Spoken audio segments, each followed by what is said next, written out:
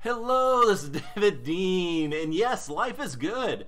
I was kind of worried about when they did the hero update as far as them following up on it with all the different bugs and all the different issues, whether that would be done or they would just drop the ball for a little while. And I gotta say, they've actually followed up with this update. It seems like it has a lot of good information, good bug fixes, mainly on the hero loadout, things that had gotten missed, and a few things added in here like heroes and stuff. But let's go ahead and take a look here. First of all, we get Stare Down Southie. Now, I love this hero. Not that impressed with the name, but hey, we'll do with it. Get caught in the bear stare, laser down the husk with this returning Outlander. I love this power, having the laser beam on the Teddy. It definitely puts out a lot more damage, and one of the big negatives of the Teddy is it does physical damage. So it's a little bit slower taking out those elemental husks. But the laser, obviously, is energy, and that helps take out the elemental husk quite a bit. Alright, then they came out with a new mission. I haven't tested this out yet, but I am so looking forward to giving it a try. This is another beta storm type, and speed is a key. Take on the new test with the limits test the limits beta storm. And basically what you got to do is build a racetrack and see how fast and how many times you can get around on that racetrack.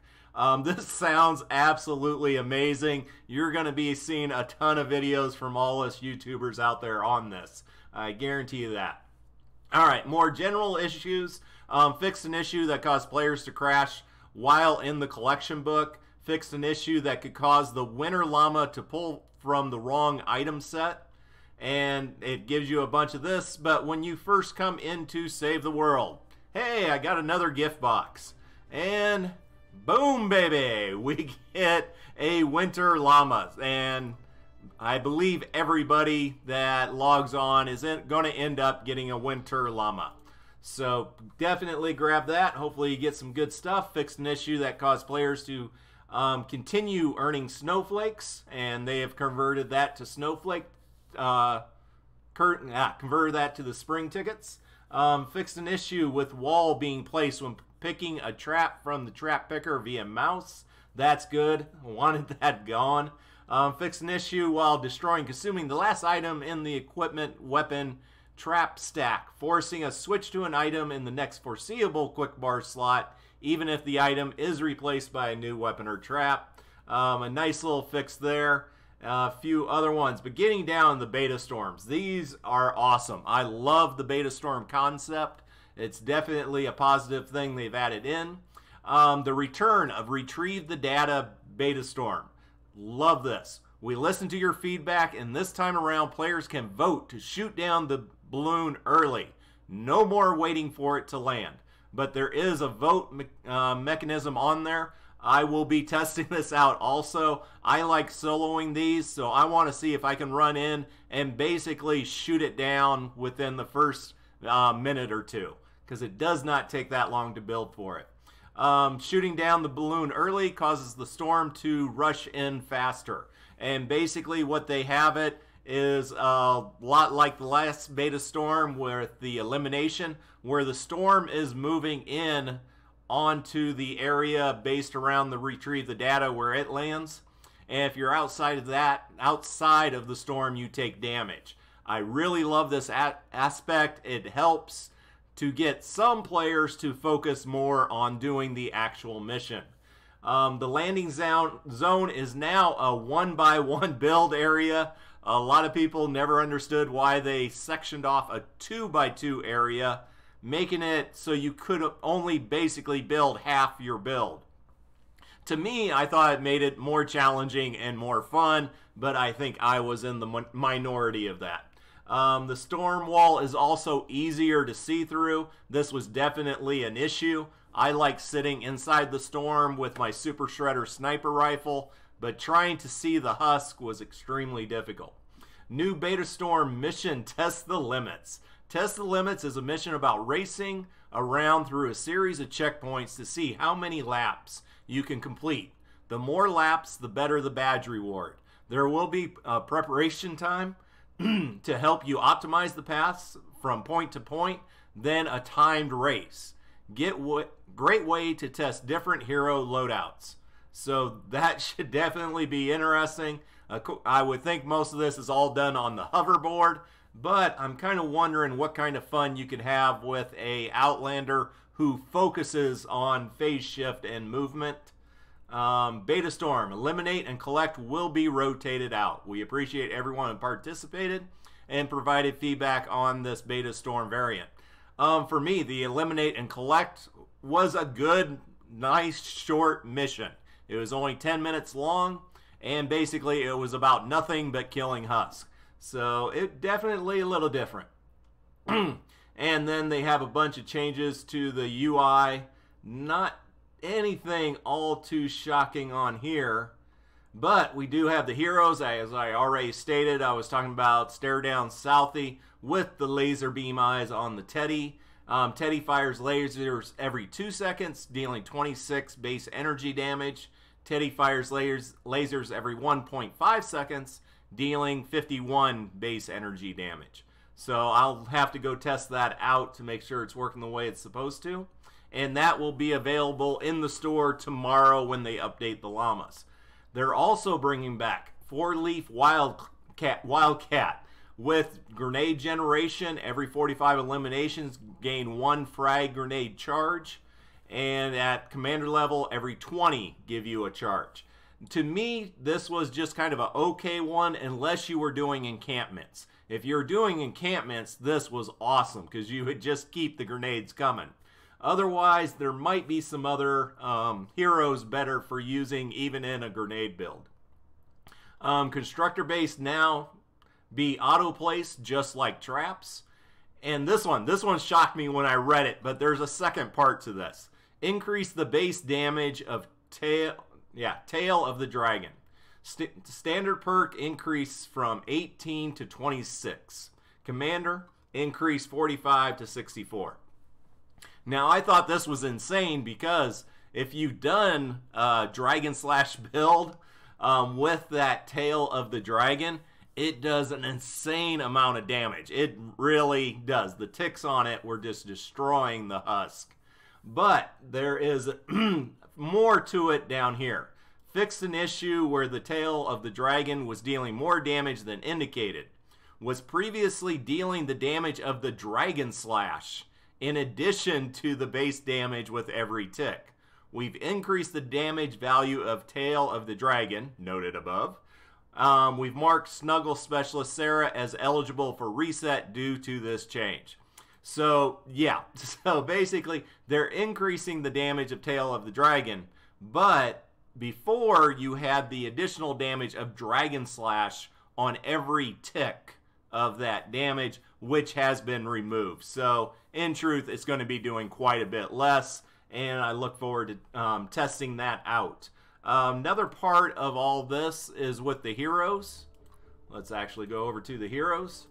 Manage. Now, if you go over to click more and reset indicator, they're all marked for reset. So if you wanted to go in and get that experience and blue glow and everything else to level up, and I just said blue glow again. It's drops of rain, pure drops of rain. All right. They both look like Smurf blood. It really doesn't matter, but yeah.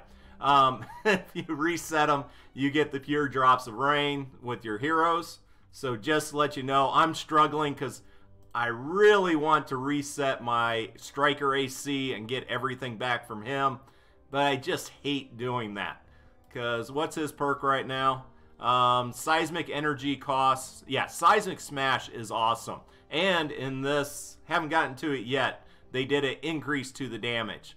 But yep, I'll probably be retiring him pretty soon.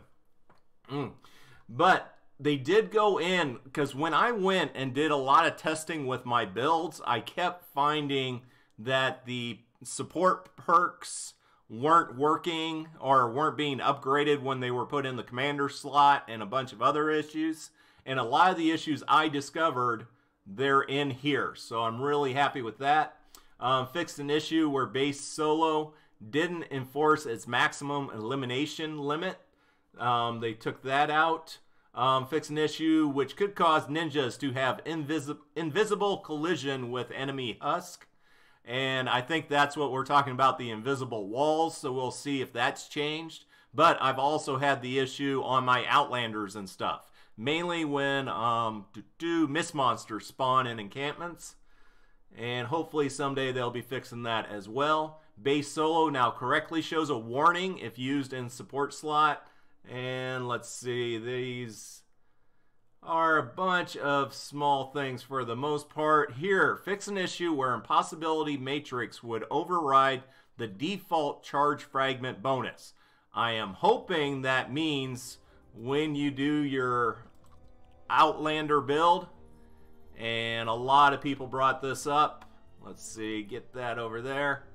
On the Old Glory AC, spending a charge fragment reduces Teddy and Shock Tower cooldowns by additional 10%.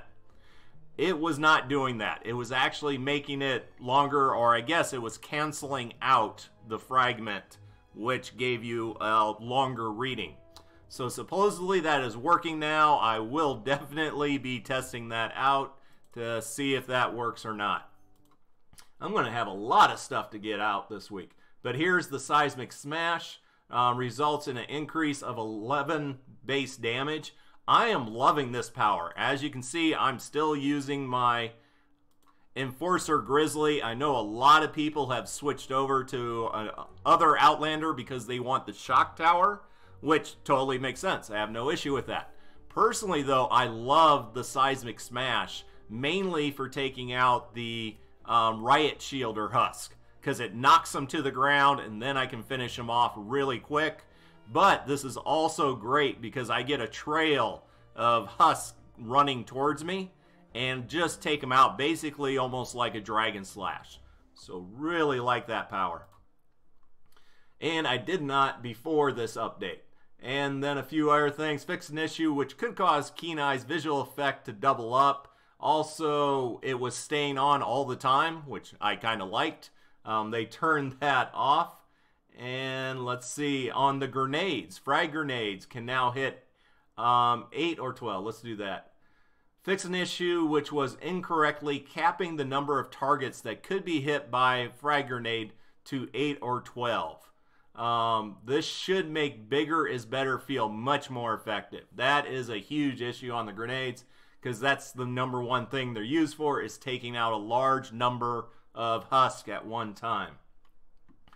And let's see, we got a bunch of other minor. Let's see, fix an issue where Outlanders could interrupt anti-material charge and end up in a broken state. Fix an issue where sometimes anti-material charge wouldn't hit enemies who were too close. I've had that issue a lot, and it was kind of driving me crazy. And kind of excuse me, I'm still getting over the flu a little bit. My throat's a little raw. So let's see, weapon and items. Nothing too good there. Oh, this is a big one for a lot of people. Fix the Space Pistol dealing damage multiple times per shot to the Storm King. People were basically one-shotting the Storm King with the Space Pistol. It was awesome, but it definitely was not the way it was intended to be used. So they have taken that out, and they have redone the Nature Husk function. No longer deals damage over time. That's great. No longer applies 3 stacks, and basically they changed the math on it, but it comes out to the same thing. It's still going to do a total of 18 energy.